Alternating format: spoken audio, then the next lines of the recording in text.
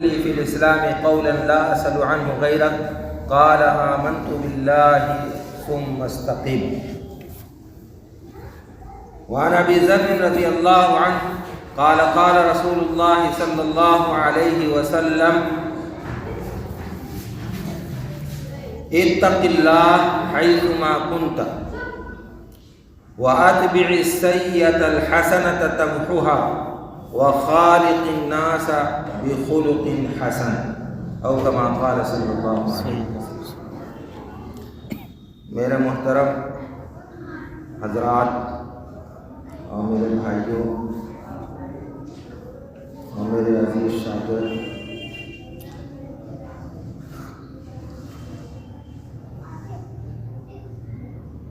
ابھی جو ہم نے آپ کے سامنے قرآن مجید کی آیت پڑھی ہے، اس میں اللہ تبارک تعالیٰ نے فرمایا یقیناً وہ لوگ جو ایمان لائے اور پھر اس پر جم اس پر وہ ثابت قدم ہوئے تو ان کے اوپر فرشتے نازل ہوتے ہیں اور جو ان کو اس بات کی بشارت دیتے ہیں کہ کوئی خوف نہیں، کوئی غم نہیں، اور یہ کہ ان کو جنت کی خوشخبری سناتے ہیں. تو ایمان بہت بڑی دولت ہے، ایمان و یقین بہت بڑی دولت ہے. اگر ایمان و یقین نہیں ہے تو ایک مسلمان کے لیے اس کی کوئی زندگی کی کوئی حقیقت، کوئی حیثیت نہیں. اس لیے کہ یہ دنیا جو ہے وہ اس کے لیے کوئی حیثیت نہیں رکھتی. دنیا تو صرف آپ کے لیے اس لیے بنائی گئی ہے کہ آخرت کی تیاری آپ اس میں کریں. جیسا کہ حدیث میں آیا ہے کہ دنیا مزرعۃ الآخرہ، کہ دنیا آخرت کی کھیتی ہے. تو لہذا جو ہے آخرت کی تیاری کے لیے آپ کو آخرت کے لیے پیدا کیا گیا اور آپ کے لیے دنیا پیدا کی گئی. لیکن آپ اس کے برعکس ہو گیا کہ ہم جو ہے وہ ساری تگ و دو، ساری جد و جہد، ساری محنت، ساری قربانیاں، ساری ہماری کوششیں سب دنیا کے لیے ہو رہی ہیں. اور ایمان و یقین کی دولت ہمارے دلوں سے نکلتی چلی جا رہی ہے. جو ہمارا مقصود تھا وہ مقصود نہیں ہے، بلکہ مقصود عیش و عشرت اور دنیا کے اندر خوشحالی، آرام، اور ہر چیز کو ہم دنیا کے پیمانے سے ناپنے لگے ہیں. جبکہ ایک مسلمان کے لیے کامیابی اور اس کی جو ہے اس کا مقصد آخرت ہونا چاہیے، اور آخرت ہی جو ہے اس کی اصل جو ہے وہ پونجی ہے، اصل اس کا سرمایہ ہے. تو ایمان جو ہے، ایمان تو لے آئے ہم لوگ اور مسلمان ہیں اور مسلمان کہلاتے بھی ہیں، لیکن ایمان پر جمنا یہ بہت ہی مشکل ہو گیا ہے. آج جو ہے حالات جس طرح پیدا ہو رہے ہیں، جس طرح کے فتنے پیدا ہو رہے ہیں، ان کے اندر ہمیں اپنے ایمان کو بچانا ہے اور اپنے ایمان کی فکر کرنا ہے، اور اپنے بچوں کے ایمان کی فکر کرنا ہے، اپنی اولاد کے ایمان کی فکر کرنا ہے. جس طرح سے یعقوب علیہ السلام نے اپنے بچوں سے یہ عہد لیا تھا اور یہ وصیت کی تھی کہ میرے بعد تم لوگ جو ہے وہ مسلمان رہنا اور تمہارا خاتمہ جو ہے ایمان پر ہے. تو اسی طریقے سے آج ہم کو اپنی اولاد سے اور اپنے بچوں سے یہ عہد لینے کی ضرورت ہے کہ تمہارا خاتمہ ایمان پر ہو. ہماری زندگی تو کسی نہ کسی طرح گزر گئی، لیکن یہ کہ آئندہ جو فتنے آ رہے ہیں اور جس طرح کے حالات دیکھے جا رہے ہیں، اس میں ہماری اولاد کا جو ہے دین پر قائم رہنا بہت ہی مشکل ہو جائے گا، اور اس کے ایمان و عقیدے کا سودا ہو جائے گا، اور وہ دنیا کے مختلف جو ہے کہنا چاہیے تھوڑے تھوڑے لالچ کے لیے، تھوڑی تھوڑی جو ہے لالچ کے لیے، چند پیسوں کے لیے وہ ایمان کو بیچ ایمان کا سودا کر رہے ہیں.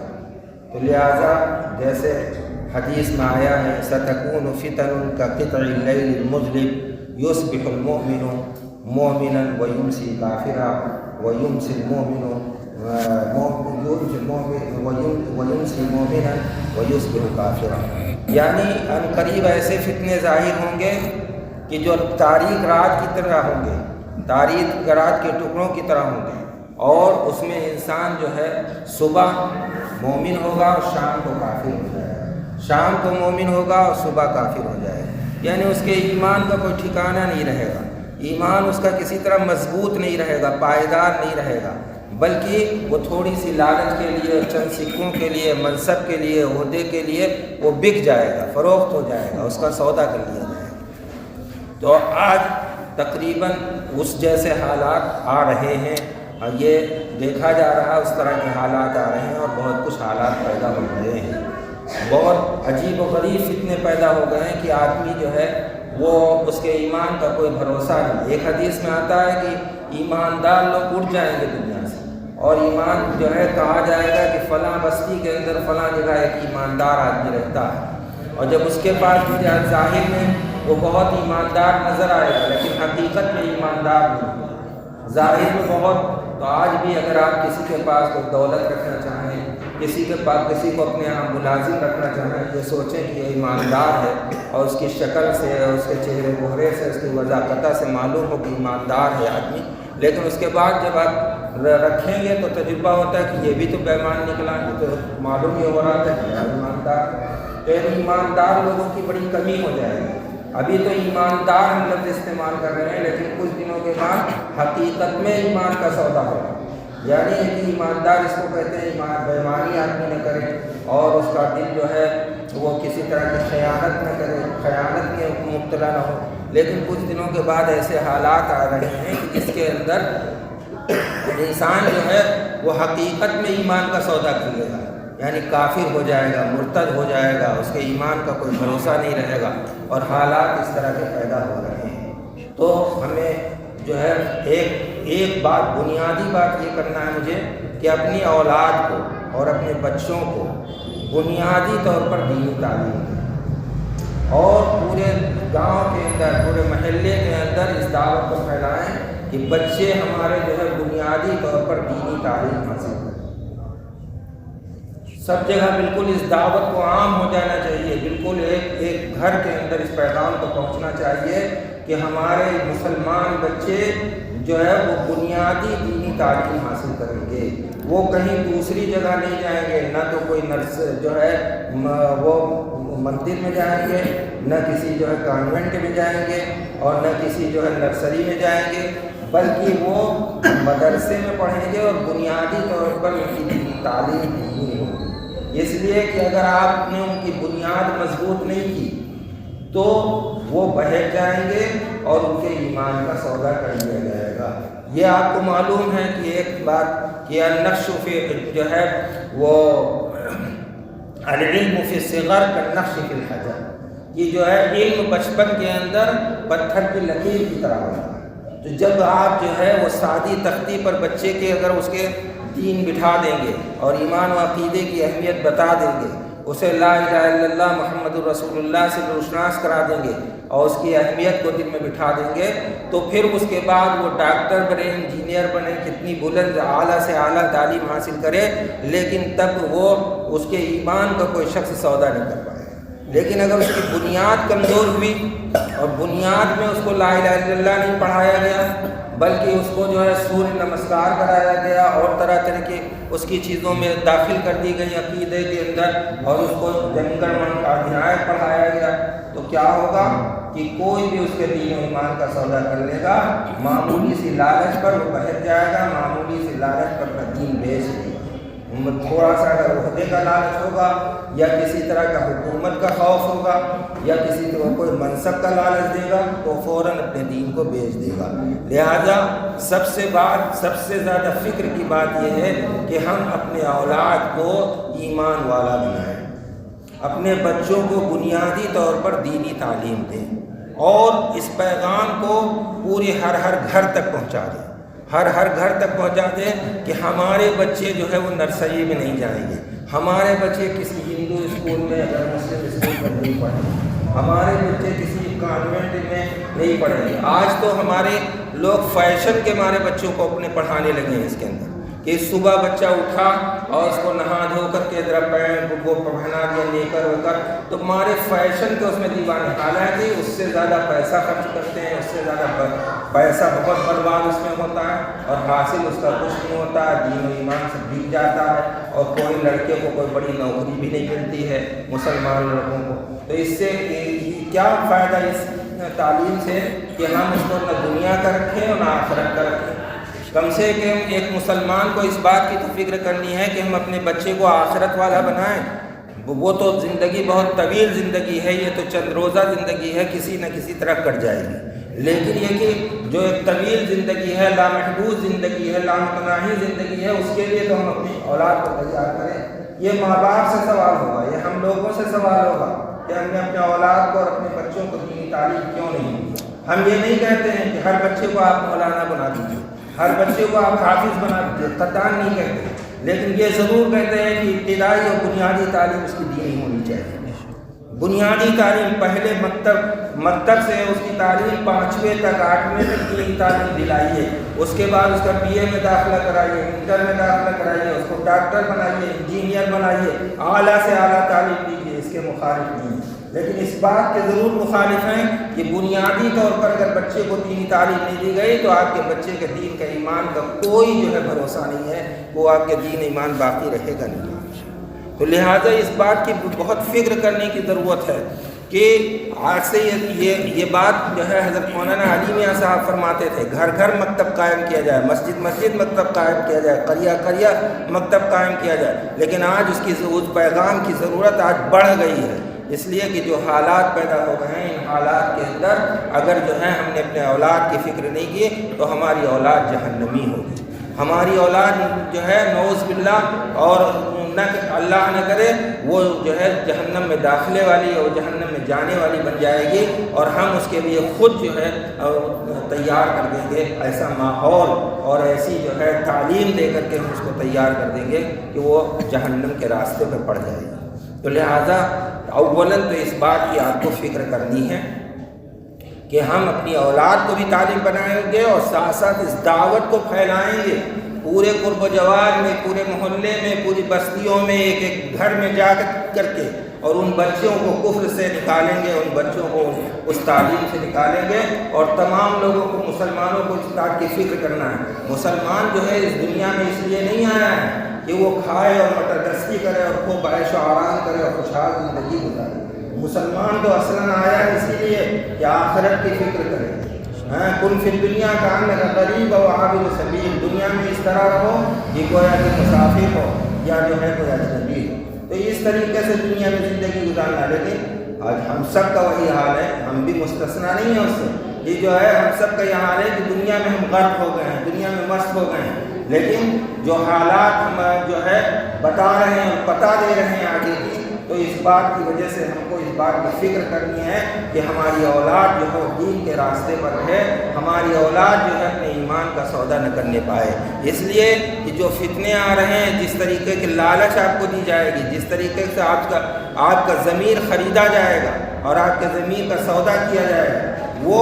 دن اب دور نہیں ہے، بہت جلد، اور حالات اس کا پتہ دے رہے ہیں۔ تو لہذا اس دعوت کو اور اس فکر کو آپ کو عام کرنا ہے، اس پیغام کو عام کرنا ہے، پھر ایک اور ایمان پر جمنا ہے اور ایمان پر ثابت قدم رہنا ہے۔ آپ کو یہ حالات اور فتنے جو ہے مجبور کریں گے کہ آپ ایمان پر باقی نہ رہیں، آپ کے ایمان کا سودا کر لیا جائے، آپ کے ایمان کو ڈگمگا دیا جائے، لیکن آپ کے ایمان و یقین کو آپ کو جو ہے پختہ رکھنا ہے، ثابت قدم رہنا ہے، اور اسی بات پر اللہ تبارک تعالیٰ نے وعدہ کیا ہے کہ فرشتوں کا ان کے اوپر نزول ہوگا، ہر وقت جو ہے فرشتے ان کے لیے گویا دعا کریں گے، ان کو بشارت سنائیں گے جنت کی بھی، اور ساتھ اس بات کی کہ ان کے اوپر کسی طرح کا خوف نہیں ہوگا اور کسی طرح کا غم نہیں ہوگا۔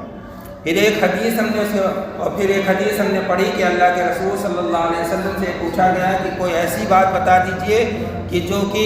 اس کے بعد ہمیں کچھ پوچھنے کی ضرورت نہ پڑے، بس ایک کوئی ایسی جامع نصیحت بتا دیجئے جس کو ہم گٹھا میں باندھ لیں اور اسی پر عمل کریں، بس ہم اسی پر کامیاب ہو جائیں اور ہم اسی میں جنت میں چلے جائیں۔ کوئی ایسی ہمیں بہت ہی پتے کی بات بتا دیجئے، کوئی ایک بہت ہی جو ہے نادر بات بتا دیجئے، کوئی انوکھی بات بتا دیجئے جس کو ہم گرہ میں باندھ لیں، گٹھے میں باندھ لیں اور اسی پر ہم، تو اللہ کے رسول صلی اللہ علیہ وسلم نے نصیحت کی آمنت باللہ ثم استقم. بہت بڑی نصیحت ہے، بہت بڑی نصیحت ہے کہ کہو کہ میں اللہ پر ایمان لایا اور پھر اس پر جم جاؤ، اس پر ثابت قدم رہو. کوئی بھی موقع آئے تمہارے ایمان کا سودا نہ کیا جائے، نہ تم کو ایمان سے بھٹکایا جائے، اور نہ ایمان پر کسی طرح کے تمہیں کسی طرح کا کوئی لالچ دیا جائے، اور لالچ دیا بھی جائے تو اس کے بعد بھی تم ایمان پر جمے رہو. تو خدا را اپنے بچوں کو بنیادی طور پر یعنی بچپن میں ان کو دینی تعلیم دلائیے اور ان کو اپنے مدارس میں بھیجیے، اور کسی طرح کے فیشن سے مروب مت ہوئیے، کسی طرح کے فیشن سے اور کسی طرح کے حالات سے مروب مت ہوئیے. اور یہ سوچئے کہ یہ لڑکا مولوی یا حافظ بنے تو یہ کوئی ضروری نہیں ہے، یہ آپ کے اوپر منحصر ہے. چاہے آپ اس کو بعد کی تعلیم آپ کو اس کو انجینئرنگ کی دیجیے، ڈاکٹری کی دیجیے، اعلیٰ سے اعلیٰ تعلیم دیجیے، اعلیٰ سے اعلیٰ، لیکن جب آپ بچپن میں اس کی سادی تختی پر جو چیز لکھ دیں گے تو وہ چیز ہمیشہ باقی رہے گی، اور پھر وہ چیز اس کی کبھی مٹ نہیں سکتی، وہ چیز کبھی ختم نہیں ہو سکتی. اسی لیے عربی کا محاورہ ہے کہ بچپن کے اندر کوئی بھی چیز جو سکھا دی جاتی ہے وہ پتھر کی لکیر کی طرح ہو جاتی ہے. پھر ایک حدیث ہم نے پڑھی حضرت ابو ذر رضی اللہ تعالیٰ عنہ کی. حضرت ابو ذر رضی اللہ تعالیٰ عنہ نے فرمایا کہ رسول کریم صلی اللہ علیہ وسلم نے فرمایا کہ اللہ سے ڈرو جہاں کہیں بھی ہو. اللہ سے ڈرو، تین باتیں فرمائیں، اور دوسری بات یہ فرمائی کہ پھر ایک نیک جو ہے برائی اگر ہو جائے تو اس کے بعد ایک نیکی کر لو تاکہ وہ برائی کے اثر کو ظاہر کر دے، برائی کو ختم کر دے. اور تیسری نصیحت یہ کہ لوگوں کے ساتھ اچھے اخلاق سے پیش آؤ. یہ تین بڑی اہم باتیں ہیں. اللہ سے ڈرو جہاں کہیں بھی. آج ہمیں سماج کا تو ڈر ہے، ابا کا ڈر ہے، اماں کا ڈر ہے، لیکن ہم سوشل میڈیا میں تنہائی میں کیا کیا دیکھتے ہیں، کیا کیا چلاتے ہیں، اور کیا کیا خرافات اور کیا کیا جو ہے گندی چیزیں دیکھتے ہیں. یہ سب ہمارا ضمیر جانتا ہے، ہم لوگوں کا دل جانتا ہے کہ ہم جو ہے وہ تنہائی میں کیسے کیسے گناہوں میں مبتلا ہوتے ہیں. کیوں؟ اس لیے کہ ہمیں خدا کا خوف ہے، اور اس کے بعد دوسرے نمبر پر سماج کا خوف تھا. اب سماج کا بھی خوف ختم ہوتا جا رہا ہے لوگوں کے دلوں سے، اور ابا اماں کا خوف تھا وہ بھی ختم ہو جا رہا. تو اب رضائی کے اندر کیا کیا گناہ ہو رہے ہیں اللہ عالم سوا، اللہ ہی جانتا ہے اس کو بہتر. تو لہٰذا ہمارے دلوں میں جب تک اللہ کا خوف نہیں پیدا ہوگا ہم گناہوں سے نہیں ہو سکتے، ہم گناہوں سے باز نہیں آ سکتے. اس لیے کہ گناہوں کے تمام وسائل اور ذرائع مہیا ہیں، اور مہیا ہی نہیں اتنے آسان ہو گئے ہیں، اور اتنے پہلے تو یہ آسان ہی نہیں تھے. آدمی گناہ کرنا بھی چاہتا تھا تو گناہ نہیں کر سکتا تھا، بہت سے گناہوں سے کرنا بھی چاہتا تو نہیں کر سکتا. لیکن اب جو ہے یہ جو سوشل میڈیا اور موبائل ہے اس نے گناہوں کو بالکل آسان بنا دیا. جب چاہیں جس وقت چاہیں گناہوں میں مبتلا ہو جائیں، اور ہر طرح کے گناہ، آنکھوں کے گناہ، زنا العینین، آنکھوں کا گناہ جو ہے وہ دیکھنا ہے، زنا کرنا بلکہ، اور جو ہے وہ اسی طریقے سے کانوں کا یہ ہے گندی چیزیں سننا. تو یہ تمام برائیوں کے اندر ہم مبتلا ہو رہے ہیں، تمام طرح کی بدکاریوں فحاشیوں میں ہم مبتلا ہو رہے ہیں، اس وجہ سے کہ ہمارے دل سے خوف خدا نکل چکا ہے.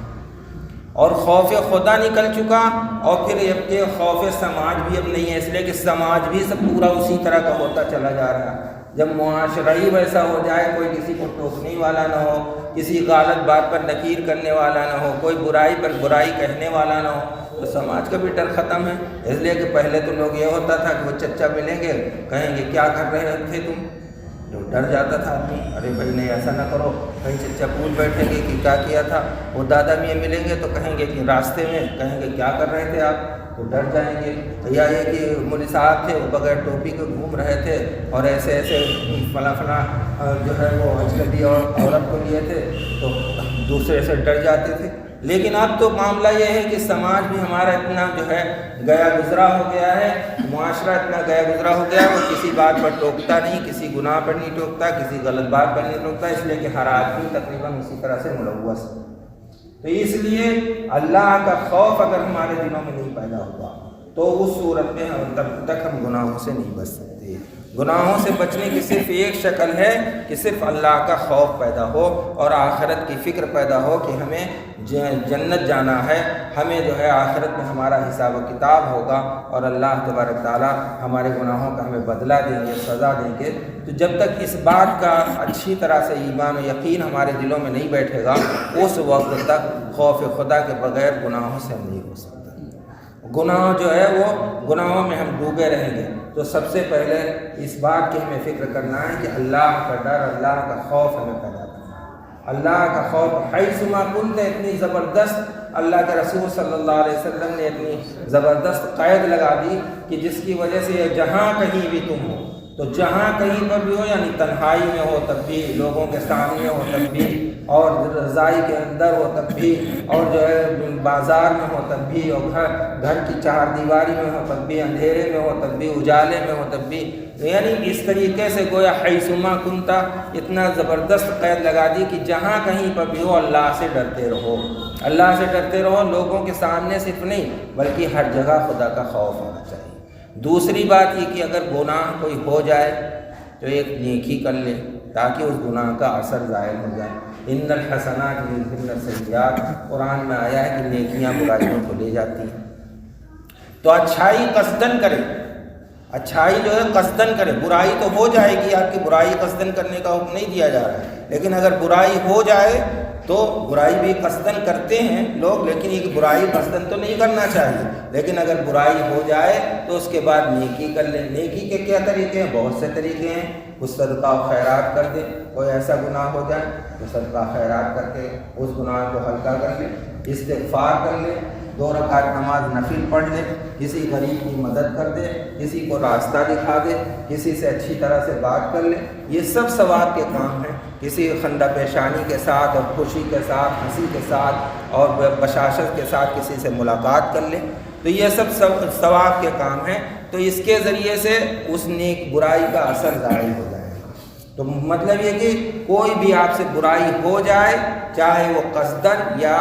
جو ہے بلا ارادہ، جو بھی برائی ہو جائے تو اس کے بعد ایک نیکی کر لیجئے۔ کوئی بھی برائی ہو جائے اس کی نیکی کر لیجئے۔ مثال کے طور پر کوئی ایسی برائی ہو گئی کہ جو برائی کو دوسرا نہیں جانتا تو اس کا صدقہ کر دیجئے، خیرات کر دیجئے،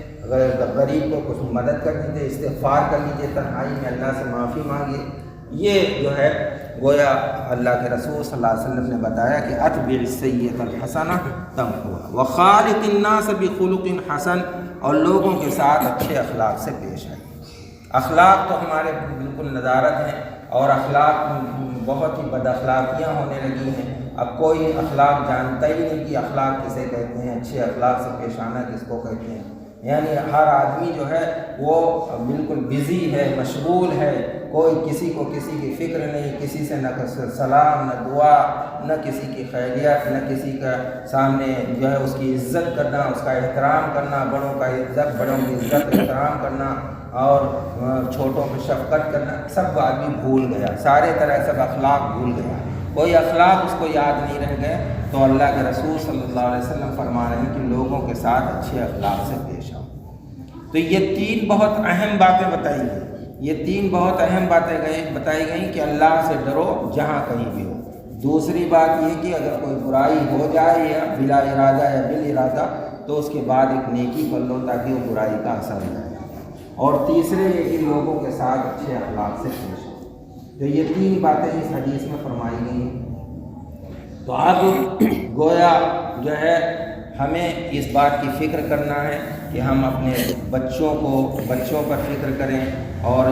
دوسرے محلے کے لوگوں کے ساتھ جو ہے وہ فکر کریں، اور اس دعوت کو پہنچائیں کہ جو ہے وہ لوگ جو ہے بری باتوں سے باز آئیں۔ اس لیے کہ برائیاں کرنا بہت آسان ہو گیا ہے، اور گناہ بہت بڑھ گئے ہیں، اور گناہ کا احساس بھی ختم ہو گیا ہے۔ اس سے سب سے بڑی بات تو یہ ہے کہ گناہ ہو رہے ہیں لیکن گناہ کا احساس بھی نہیں ہے۔ احساس جب چلا جائے، احساس مردہ ہو جائے تو بہت بڑا خسارہ ہے، بہت بڑا گھاٹا ہے کہ ہمارے دل میں احساس بھی نہیں رہا ہے کہ ہم گناہ یہ کر رہے ہیں کہ نہیں، گناہ ہے بھی یا نہیں ہو رہا ہے۔ مثلا نماز کو چھوڑ رہے ہیں، کوئی احساس ہی نہیں، کوئی گندا گانا سن رہے ہیں، کوئی احساس ہی نہیں، گندے فوٹو دیکھ رہے ہیں، کوئی احساس ہی نہیں، کسی طرح کا کوئی احساس ہی نہیں کہ ہم گناہ کر رہے ہیں۔ تو وہ اس لیے کہ ہر وقت وہ چیز مہیا ہے، میسر ہے، تو اس طرح کے گناہوں میں مبتلا ہو رہے ہیں۔ ہمارے نوجوان بہت مبتلا ہو رہے ہیں، چھوٹے چھوٹے بچے مبتلا ہو رہے ہیں۔ تو یہ سب چھوٹے چھوٹے بچوں کو بچانا ہے۔ تو یہ 3-4 باتیں صرف ہمیں اس وقت کہنی تھی آپ سے۔ ایک تو یہ کہ بنیادی طور پر دینی تعلیم کو عام کیجیے اور اس کی فکر کیجیے کہ ہمارے بچے کسی طرح سے انگلش اسکولوں میں، انگلش میڈیم میں اور نرسری میں، KG میں اور اس طرح کی چیزوں میں، کانوینٹ میں، شیشو مندر میں، ان میں ہمارے بچے بنیادی تعلیم نہ حاصل کرنے جائیں، اور ماں باپ جو ہے فیشن کے دیوانے نہ ہوں، بلکہ اس بات کے دیوانے ہوں، اس بات کی فکر میں ہو کہ ہم کو اپنے بچوں کے ایمان کو بچانا ہے۔ ہمیں اپنے بچوں کے آخرت کی فکر کرنی ہے، اور وہ اسی وقت ہو سکے گی جب آپ اپنے بچوں کو بنیادی طور پر 5ویں تک 8ویں تک کم سے کم دینی تعلیم جو ہے دیں۔ اس لیے کہ آگے جو فتنے ہیں وہ بڑے خطرناک ہیں، ان فتنوں کا مقابلہ کرنا آسان نہیں ہے، تو لہذا ان فتنوں سے بچنے کے لیے کم سے کم آپ کا ایمان تو پختہ ہونا چاہیے۔ آپ کا ایمان اگر شروع ہی میں ڈگمگا گیا، بچپن ہی میں ڈگمگا گیا، تو پھر کوئی نہیں ہے۔ اسی لیے دیکھیے بچپن میں جو چیز پڑھا دی جاتی ہے، جو چیز لکھ دی جاتی ہے، جو چیز آپ نے، جو ہمارے پرانے بزرگ حضرات ہیں بتائیں گے، جو چیز ان لوگوں نے بچپن میں پڑھ لی تھی آج بھی وہ نہیں بھولی اور آج بھی وہ یاد ہے، نقش ہے بالکل۔ تو اسی طریقے سے کہنے کا مطلب ہے کہ جب بچہ 3 سال کا ہو جائے، 2 سال کا ہو جائے، تو فوراً اس کو مکتب میں داخل کیجیے اور جو ہے وہ کسی حافظ یا کسی مولانا عالم سے اس کو پڑھوائیے اور مکاتب میں داخل کیجیے، اور اس کے بعد وہ 5ویں 6 7ویں 8ویں کے بعد آپ جس لائن میں اس کو ڈالنا چاہیں ڈالیں۔ دوسری بات یہ ہے کہ اللہ کا خوف ہمیں پیدا ہو تبھی ہم گناہوں سے بچ سکتے ہیں۔ اگر خدا کا خوف پیدا نہیں ہوا تو ہم گناہوں سے نہیں بچ سکتے، چاہے ہم کوئی بھی تدبیر کریں لیکن ہم گناہوں سے نہیں بچ سکتے۔ گناہوں سے بچنے کے لیے خدا کا خوف پیدا ہونا ضروری ہے، آخرت کی فکر پیدا ہونا ضروری ہے۔ اور دوسری بات یہ ہے کہ کوئی برائی ہو جائے تو اس میں نیکی کر لیں اور لوگوں کے ساتھ اچھے اخلاق سے پیش آئیں۔ اخلاق بڑے مؤثر ہوتے ہیں، اتنی جو ہے تقریریں مؤثر نہیں ہوتی ہیں جتنے کہ اخلاق مؤثر ہوتے ہیں۔ انسان کو اخلاق سے جتنا متاثر کر سکتا ہے اتنا نہیں، اسی لیے اب غیر مسلموں کو بھی ہم اپنے اخلاق ہی سے متاثر کر سکتے ہیں، اور ان کو یعنی چاہیں کہ ان کے سامنے لمبے لمبے بیان دیں تو اس سے وہ متاثر نہیں ہوں گے، لیکن آپ کے اخلاق سے وہ ضرور متاثر ہوں گے۔ لہذا اچھے اخلاق کا مظاہرہ کیجیے، ان سے اچھے اخلاق سے پیش آئیے، اور اخلاق میں سب سے زیادہ جو متاثر کرنے والی چیز ہوتی ہے وہ خدمت ہوتی ہے۔ خدمت خلق سے جتنا انسان متاثر ہوتا ہے اتنا آپ کی کسی چیز سے متاثر نہیں ہو سکتا۔ آپ کسی کی خدمت کر دیجئے تھوڑی سی، تو وہ مثال کے طور پر بیمار ہے اور وہ ڈاکٹر کے یہاں تک نہیں جا سکتا، آپ اس کو پکڑ کے ڈاکٹر کے یہاں پہنچا دیجئے۔ کوئی ہے غریب ہے، دوا نہیں لے سکتا، اس کی آپ دوا دلا دیجئے۔ کوئی ہے مریض، اس کی جا کے عیادت کر لیجئے۔ تو یہ سب چیزیں جتنا مؤثر ہوتی ہیں اور جتنا اثر کرتی ہیں اتنی نہ لمبی تقریریں اثر کریں گی اور نہ لمبے لمبے بیانات اثر کرتے ہیں۔ چنانچہ خدمت کا جذبہ اپنے اندر پیدا کیجیے، اور خدمت کا جذبہ الحمدللہ جماعت والوں میں ہوتا ہے، تو جماعت جو ہے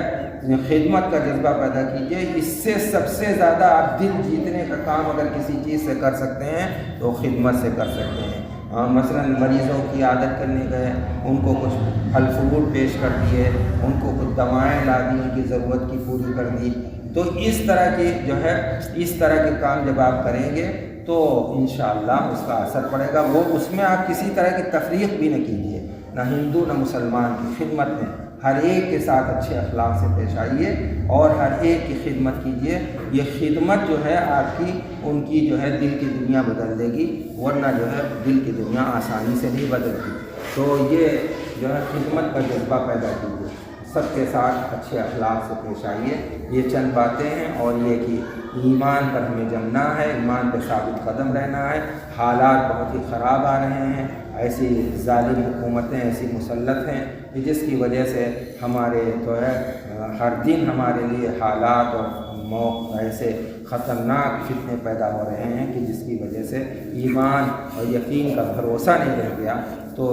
ہم کو اس بات کی کوشش کرنا ہے کہ ہمیں اپنے ایمان پر ثابت قدم رہنا ہے, ہمیں اسی طرح سے نمازیں پڑھنا ہے, اسی طریقے سے تلاوت کرنا ہے, اسی طریقے سے روزے رکھنا ہے. اب 2 سال سے کورونا اس نے اور زیادہ جو ہے مسجد سے ہمارا تعلق کمزور کر دیا ہے اور ختم کر دیا ہے. نماز روزے سے ہم لوگوں کی روحانیت کو سب کھینچ لیا ہے. تو ان سب چیزوں کو پھر دوبارہ زندہ کرنے کی ضرورت ہے کہ ہم سے ہمارا مسجد سے بھی اسی طرح سے تعلق ہے, تلاوت سے اسی طریقے سے, استغفار سے, اور جو ہے اسی رمضان کے روزے سے, اور مسجدوں میں کثرت سے دعائیں کرنے اور اللہ سے گڑگڑانے اور توبہ کرنے کی جو پہلے کیفیت ہوتی تھی وہ کیفیت ہمارے اندر پھر سے پیدا ہو. اللہ تبارک تعالیٰ ہم سب کو کہنے سے زیادہ عمل کرنے کی توفیق عطا فرمائے. کچھ آپ کہنا چاہیں؟ نہیں, دعا کر